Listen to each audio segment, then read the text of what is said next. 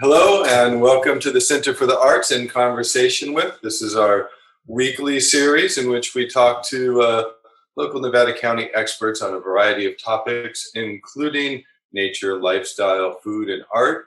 Today we're going to be talking about Nevada County business opportunities in the time of COVID with entrepreneur Robert X. Trent. Welcome, Robert. Thanks for having me, Jake.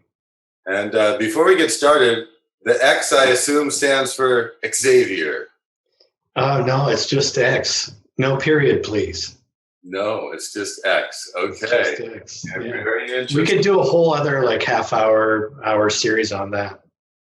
Did you add that yourself, or did your parents do it?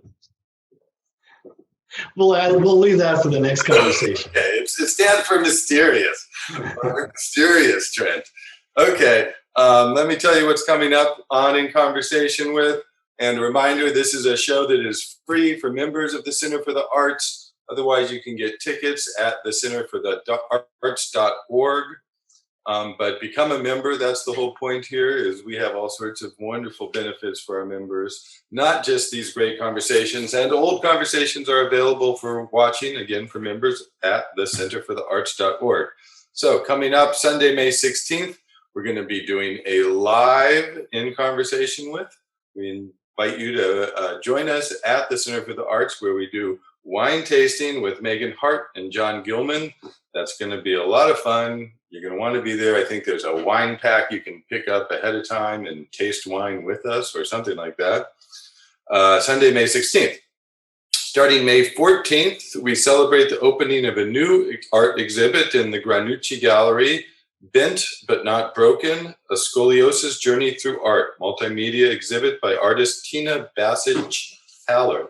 So that will be at the gallery at the center.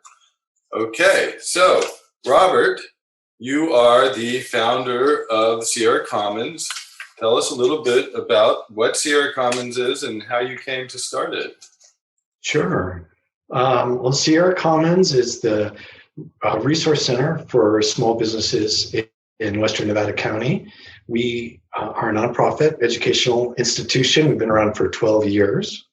And our primary services we provide is business education, co-working, which is a shared office environment, and one-to-one mentoring. So businesses can come to Sierra Commons, get instant on infrastructure at Sierra Commons. It's month to month and cool office space to rent and a good community to be a part of.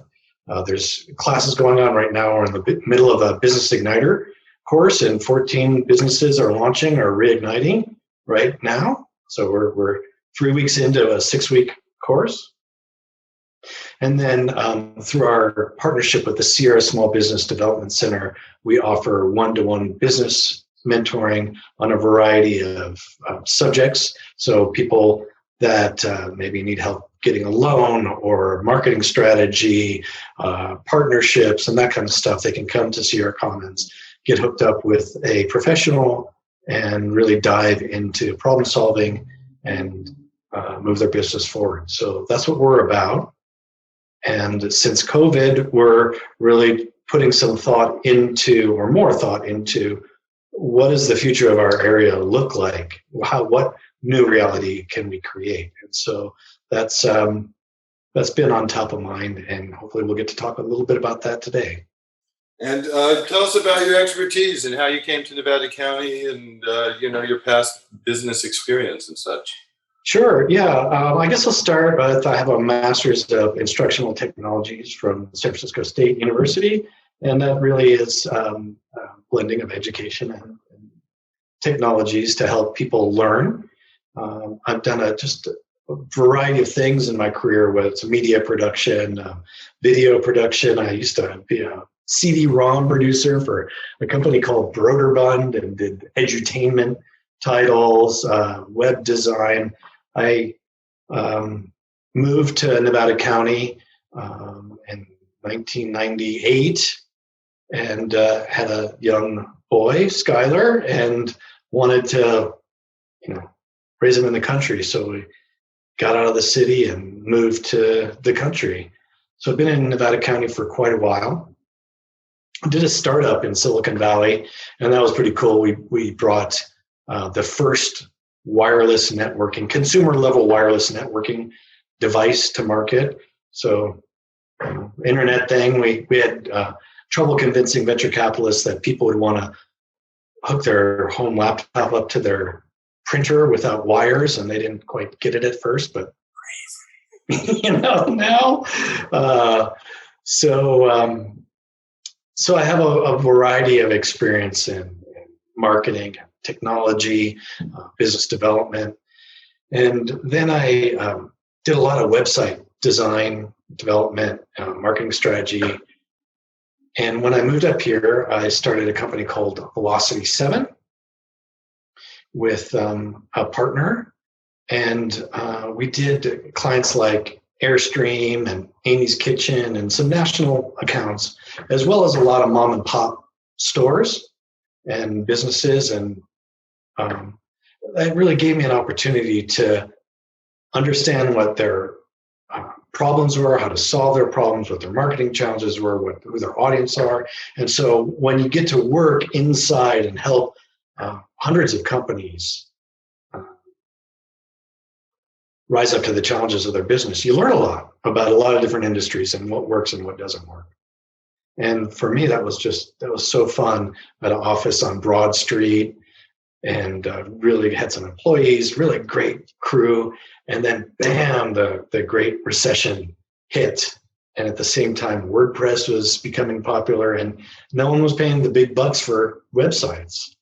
And it was kind of funny is that how Sierra Commons came about was, hey, people, like I had to say to my employees, I can't pay you, but I love working with you. Let's all just share this office and everyone just help out with the rent and we'll collaborate. So that worked out great. And a friend of one of the coworkers needed a desk and moved from Portland and said, whoa, I had no idea you had co-working in Nevada City. And I was like, well, what's co-working? I had no idea what co-working was.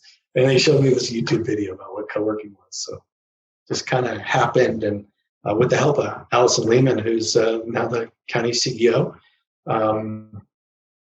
we got some funding, some stimulus money, and started out the Stone House. And 12 years later, we're here in Seven Hills still helping launch businesses.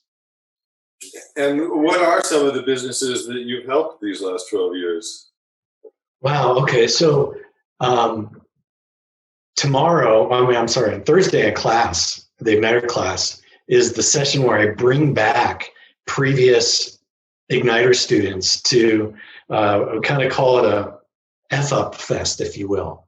Get these previous Igniters to tell the new Igniters, like, wow, I made this huge mistake, don't do this, or pay more attention to this. So we have Lilia's cleaning service is going to be here, and she does a wonderful job of having quite a thriving business. In-town campground and Outside Inn owner is going to be here, and they took the class when they were thinking about starting the in-town campground. There's a nutritional therapist that has gone on to do teaching and writing, and it's highly successful career. So there's a variety of different disciplines and businesses we've helped. Like Shauna from Three Forks took the very first Igniter class. You mentioned Megan Hart is going to be at the Center for the Arts. Well, Polly's Paladar, her business got its start at Sierra Commons. Well, didn't get its start, but we helped her get a start at Sierra Commons. So there's a lot of just businesses you see around town. Some businesses, some entrepreneurs are already on their third business. They've started a business and times change and they pivot and they change. And so our job is not only to help people launch businesses, but to put those entrepreneurial tools in their toolbox so they can carry that around with them in all their endeavors. So we're really quite proud of helping a lot of businesses start. And what I find particularly heartwarming is to the types of businesses we seem to attract really tend to give back to the community, have the community in mind. It's very rare where we get someone that says, hey, I got this great thing. I can order it from China and then resell it on Amazon and make a killing. Like, that's not the type of businesses that we, or entrepreneurs, we tend to attract. That's, like, I'm not judging. I'm just saying that the types of businesses that we attract seem to be ones that say, what does this community really need? What can I do to follow my dream and give back and create a better place to live for all of us? And that's what gets me up in the morning. So, obviously right now we are over a year into the COVID pandemic, which has been a less than ideal operating environment for many businesses, to say the least. It feels like a retail nightmare that has only just begun in many ways. Tell me your take on this last year of COVID, what you've learned from it, and then we'll go on to talk about future possibilities. Yeah. It just really made me realize how vulnerable we are. The question that keeps on coming to my mind is, what if the trucks stopped coming in to Nevada County? If the walls went up, or there's a massive disturbance in the supply chain, how much supplies would we have? How do we get along without those trucks rolling in? And we have a long way to go. And hopefully, thankfully, like Sierra Harvest has an initiative about getting more local food production. And there's a lot of good things happening. And it showed that there's a lot more that we need to do. One of the things being a tourist-based economy in some areas of Nevada County. If they stop coming, we saw what happened to the restaurants and a lot of other businesses. So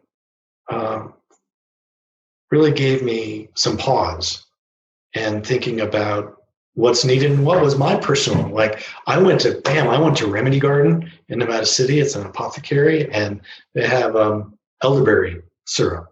It's like, okay, this pandemic, what can I do to protect myself and my family? Awesome.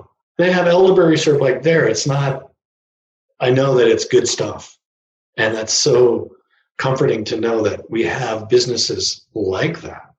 And then you bought it all, and now there's none left, right? Yeah, I'm not a hoarder. Selling it on Amazon at triple the price. No, I'm not a hoarder. I had my just regular share of toilet paper at home, and it lasted me. I was fine. I'm like, what's the deal with this? Good thing I have mullein growing though in my garden. Yeah, well, luckily we haven't had to get that deep into if we were cut off. The truth is, I'm sure 100 years ago, Nevada County would have just been fine cut off from the rest of the world. What is it that we need now? Gasoline and electricity and internet, right? And toilet paper. Yeah, and of course there's bigger social issues. I had a conversation with someone at the Sierra Business Council about, 100 years ago, I went and I looked at the stores and what kind of businesses were on Broad Street in Nevada City 100 years ago. And there were so many, the baker and the shoe maker and those types of things that we need. And there were stores on Broad Street, and the owners of the stores lived upstairs from their store. That cool. And of course, they were everyone's customers and all that. I'm not saying go back 100 years, and we made a lot of progress, and there's a lot of social issues that no way do we need to go back 100 years. But there's also some wisdom there of a real town that has goods and services that people need to live and thrive and be healthy. And I think it's time to take a look back at that and see if we can put a modern twist to it. You look at businesses like Three Forks, where they are supporting the local farmers. And when I go there and eat, I'm eating stuff that's grown in Nevada County. The people that work there are earning a livable wage. There is this healthy way of going about it that is not just, yes, they serve tourists, but they also serve, there's a ripple effect on how they bring the goodness to the community, and there's lessons to be learned there. Right. It's the local economy versus the global economy, really, almost every decision you make, right? Yeah, for sure. So what is your vision of a healthy business going forward? What are you advising people now that come into your classes? How do we forge the new economy for Nevada County? Yeah, I'm very careful to not position Sierra Commons as a place where, hey, we're handing out winning business ideas. We're a place where people come with their vision or what they want to do, what goodness they want to bring into the world.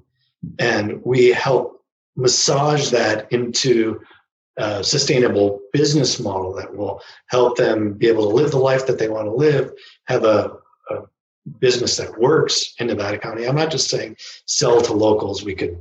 Of course, they can sell online. They could do all kinds of, it takes a mix to make a successful business. But personally, what I'd like to see is a way that we can there's certain things that we love about, why I lived here, why everyone loves Nevada County and the outdoors and the music and the restaurants and all of that stuff. But what's happening now is there's, our rivers are getting trashed. There's a lot of problems that we have. And just like back in the day, it was an extractive economy. They would mining and lumber and all this extraction. And in a way, the tourism industry has become like that. People come and they do drop bank. They do help our local economy. But what do they leave? They leave a legacy of overcrowdedness, or there's some negative things that they leave behind. And so if there could be some type of understanding or an more intentional relationship between urban people that come and visit and the people that live here, where it's more guided experiences. It's people come here because they want to appreciate nature and contribute to it, not go to the river and leave their trash and go home and say, oh, wow, I got a little bit of nature. It's really to become part of it. And so there's ways that can be done. There's opportunities for that to be done, for sure. And there is this part about the resiliency, about look at the solar industry here. Cal Solar is a great example of a way to do business in Nevada County. It's downtown Grass Valley. It employs a ton of people. They just switched to be the first worker-owned business. So if you work there, you own the business. They're the first solar electric company in California to be worker-owned, and they just got their certified B Corporation. So they treat their workers well, or the workers are the owners. They treat each other well. There's upward mobility. They're bringing vibrancy to downtown. It's not just doodads for tourists. It's real jobs, real upward mobility, and they're helping our energy independence. So there's all these kind of key points that a business like that hits. And so there's more opportunity for that in collaboration. There's a lot of collaboration going on here. Obviously, we see a lot of division, but there's also a lot of collaboration. I think way back, like not way back, but the back to the landers and communes. Well, now there's whole communities that are communal living, whether it's Ananda or co-housing. And I see that there's some opportunity there for innovative housing solutions, shared business retail space. There's ways that people can collaborate, bring the essential services that are needed, essential products that are needed, and really have the tentacles reach out into the community. Another business comes to mind is Gaia Soap. It's right down the street from Nevada City. So you could argue, yes, some of the stuff is imported on trucks, and we haven't been able to get away from that. But there's soap that's being handcrafted with, I'm sure, herbs and flowers and things like that that are grown locally here. It's reducing the waste, it's supporting the farmers, it's cleaning our bodies, it's providing jobs. So there's these jobs that are more holistic in how it's helping our community. And I would like to see more of that kind of stuff happen. Yeah. It's just Nevada County has such a history of extractive economies, right? It's going back to the gold rush and then the timber industry. Now maybe the marijuana industry is an extractive economy in some way. It should be sustainable, but a lot of dirt being shipped around this county. I know that. Yeah, a lot of water being used too. A lot of water being used. And then we've had our little brush with technology. We've had the Grass Valley Group here and some other big tech companies try to make it in the neighborhood. And I know there's still a push for that going on. And then tourism, right? What other economic niche? I mean, it sounds like you're talking about this kind of community-based model of business, but still, you got to have products to sell or something to sell, right? For sure, yeah. Let's take the cannabis industry. So there's a couple directions that can go. One is huge monocrops and, just acres and acres of. Is that really right for Nevada County? Is the Walmarts of pot growing going to kick our butt on that? Probably. But if there's, look at the craft brewing, and 10 years ago, how many craft brew places are? How many are there now? It's specialized, it's unique, it's reflective of our area. And if the cannabis industry is that, where it's not mass quantities but highly specialized in craft, then that might be a good fit. I think we need to play to our strengths. Look at, I think we're known for certain fashion styles. And I've had plenty of clients that are fashion designers. And maybe it's festival wear, maybe it's, people you see on the street, it's youthful. There's a style. And maybe that's something that could be looked at as being known and cultivating a cool, like maybe this is a hip fashion place because there's some strength there. We know that the music scene here has been super rocking for a while. That's good. Artists, those types of things are possibilities. Again, back to like sustainable tourism. We have the Yuba, we have all these places. If it can be not, hey, masses, come up here, but if it's a curated, let's show you the beauty and how we care for our environment here. That seems to be something that we can build upon. Right. Yeah, for sure.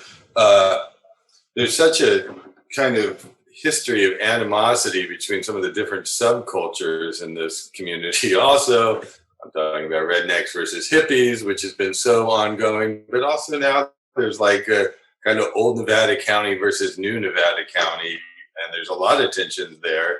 Last summer at the river, it got pretty ugly, at least on Facebook, where, people were making up stories that there was some kind of bacteria in the water to keep people away from the Yuba and stuff. And I don't know, how do you feel about welcoming the new people into our county? Yeah, I'm all for a warm welcome. Right. I was not born here. I came here, and people are moving here, Yeah. and they're not bad. They're not inherently bad. Do they? Are there opportunities for them to better and more deeply understand the place that they just moved to? I could see, and I'm just making this up, but someone from the Bay Area who's like, we got to get out of here. Oh my gosh, look how cute that town is. Look how cheap the houses are. Let's move, honey. And they move. And then it's like, oh, hey, it's not San Francisco in the mountains. That's not, there needs to be some acculturation of an integration of people that are moving here. So the best chance for them to better understand how we live here is to be welcoming and friendly, not like, you jerk, you just raised the price of my rent or whatever. Don't think that's really going to get us anywhere. But it's also about like just the shifting cultural values, and it's like that first generation of, rednecks, hated the hippies. And then the hippies came here and they hated the yuppies and they just wanted to, stay on the ridge and make art and run around naked. And now we've got this new group that's kind of like, hey, I feel like you were represented this. We can have both. We can have sustainable businesses. We can have a thriving, vibrant downtown that's not just about, tourists or whatever, but is actually about locals having a good time, having good restaurants that are connected to the farms. That can all be integrated in a healthy, balanced way. It will change our culture. Downtown Nevada City has changed so much in the last 2 decades. Ups and downs, but Three Forks coming back in was such a turning point where all of a sudden Nevada City is a foodie destination, and we see new restaurants coming in that are following that model. And it does feel a little bit like San Francisco, but I'm okay with that. I think that's great after, not having good food in downtown Nevada City for a long time. So. Yeah, I hear you. Change is good is all I'm saying. Yeah, we cannot stop change. Yeah. I think that's silly to do that. And really, it's a mindset.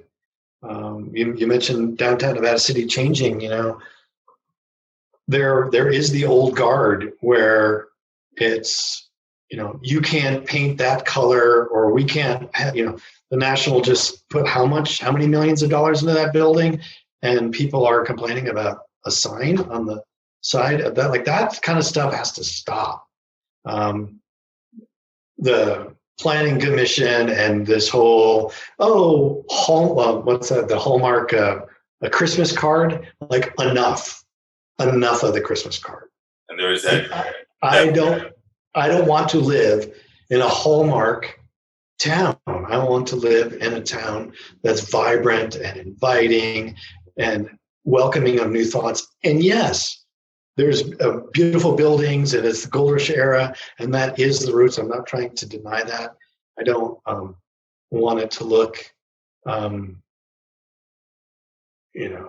junky or whatever. I want to have a nice downtown, a vibrant downtown, but one that welcomes things besides a white picket fence, because this is 2021, people. Like, we talk about wanting diversity, and then, but here's your color palette.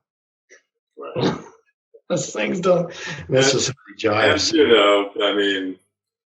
Gold and timber built Nevada County, but opinions about that kind of extractive economy have shifted quite a bit in the last 10, 20 years. And I'm not sure if we all see gold mining as a good thing anymore. And we are, in fact, some of us still fighting gold mines. And, a lot of people would like to see timber practices change too, even though that's still a lot of the economy of Nevada County.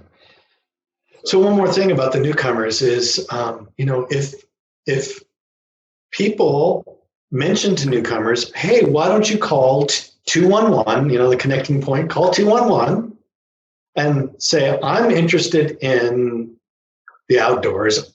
What are some good opportunities for volunteering? Oh, there's a land trust and circle, and there's these river monitors, and there's that. Hey, I'm interested in some type of youth social services. Is there a place I can? My expertise is in this. I'd like to give back to the community. I'm a great cook. Is there what can I do? And connecting point will just boom. Here are a list of some of the things. Oh, you like trails and bicycles? Bonk. That's a great organization. They do trail work. Go for that. And so by them coming into the community, meeting new people, putting some sweat into it, they're going to have a better appreciation than, hey, we just moved to Nevada City and let's go to a particular restaurant night after night and drop our bills there. Right. It can be broader than that. Yeah, out on the ridge right now, there's just so much resentment to these giant, growers who come in and put up a bunch of greenhouses and are not part of the community. The problem is nobody knows who they are. Look, they're doing the same thing all the locals are doing, but we just don't know them. Why don't they get involved? Why don't they, show up for some community meetings, join the Taxpayers Association, join the fire department, kind of thing. You're involved in a lot of nonprofits, right? Yeah, just by being an executive director of a nonprofit, but I do a lot of volunteer work and have done a lot of volunteer work, serve on boards of directors. Been on, it's an older organization, but Think Local First board. I was on the board of the Digital Media Center. Currently, I'm on the board of the Mountain Stream Meditation Center and the KVMR Community Advisory Board. So I love helping out and giving whatever skills I can give. And I just really encourage people to do that as well. Don't you have some kind of special relationship, stewardship of Hirschman's Pond or something? Yeah, I lived at this janky house on Hirschman's Pond for over a decade. And I started the Facebook group, and I love the pond. And so it built up to a nice little following there. Yeah, I think I must be in the group, though. Sorry, do you not live there now? They tore the house down. I was renting from the city, and it just, it was time. It's time to let her go. Oh, well. But if any of the listeners have not been to Hirschman Pond, it's right by the Root Center. It's a super short walk. It's handicap accessible. And I went there 3 days ago and saw a river otter. Oh, nice. Yeah, it's right in town. Great. But don't leave your trash. What was that? Don't leave your trash. Yeah, exactly. Pick up after your dog, please. Okay, well, before we wrap up, do you have any final points you'd like to make? Yeah, I would like to say something about younger people and inclusion. I have a 24-year-old, 18-year-old, or 19-year-old. They both went through the school system here, graduated from NU, and couldn't get out of here fast enough. Why? Because there's so much opportunity outside of Nevada County. And right now there's this, there's the wealthier, the retired people, and then there's like service level jobs. According to some like MIT site I saw, a livable wage here is full-time $16.30 an hour. There's not a lot of, let's say, IHOP isn't paying $16 an hour. And how are they going to find a place to live? So what are the reasons for younger people to hang out? Like, okay, we have Sierra College, but where is like the campus life, the college life experience in Nevada County? Like, what's cool for that age group to do? Maybe they're not like into bars or can't get into bars. There used to be this place called the Bomb Shelter where there was like punk rock shows and cool stuff, but like, where is the culture? What is there for them to do? Hang out on the river, smoke pot. Like that gets old after a while, you know? So Like 30 or 40 years, it gets quite old. totally, yeah, you gotta so, talking about business opportunities, if that population could be served, if there's things for that demographic to do, and that could be for and by people of that group, that could start to have people have reasons to stay here. Also, like we did some work, Sierra Commons did some work with Bitney High School, and they have internship programs so younger people could get their feet wet in different, possible career tracks, and that maybe they could continue on with those businesses. So we have to do a better job as a community to have reasons for younger people to stay here. Otherwise, it's just going to be the low paying jobs and the service jobs and then retired people. And where's that between? Excellent point. Excellent point. And not necessarily an easy thing to solve. I have a feeling that's not just Nevada County, that's most of rural America right now. Yeah. It's just kind of the greater economic trends you're fighting against there. A little bit. Great. Well, thank you, Robert. Very interesting conversation. I look forward to running into you at Three Forks and having a beer maybe one of these days soon. Maybe not even wearing a mask as things are going. That sounds awesome, man. Thanks a lot, Jake. Thank you, Robert.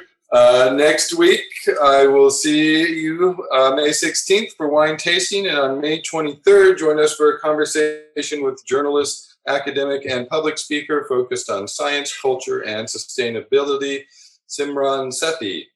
That episode will be sponsored by Briar Patch. See you there.